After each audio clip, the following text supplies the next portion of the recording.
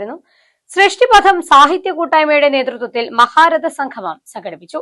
വയലാർ ശരത് ചന്ദ്ര വർമ്മ പരിപാടിയുടെ ഉദ്ഘാടനം നിർവഹിച്ചു. സൃഷ്ടിപഥം മലപ്പുറം ജില്ലാ യൂണിറ്റിന്റെ സഹകരണത്തോടെ നടത്തിയ പരിപാടിയിൽ 25 എഴുത്തുകാരുടെ പുസ്തകങ്ങൾ പ്രകാശനം ചെയ്തു. മലയാള സാഹിത്യത്തിലെ മഹാരഥന്മാരുടെ മക്കളെ അണിനിരത്തിക്കൊണ്ട് മഹാരഥ സംഗമം എന്ന നാമധേയത്തിലാണ് പരിപാടി സംഘടിപ്പിച്ചത്. വയലാർ ശരത് ചന്ദ്ര വർമ്മ പരിപാടിയുടെ ഉദ്ഘാടനം നിർവഹിച്ചു. ONV രാജീവ് മുഖ്യപ്രഭാഷണം നടത്തി. സ്റ്റേറ്റ് പ്രസിഡന്റ് സുനിൽകുമാർ അധ്യക്ഷത വഹിച്ചു.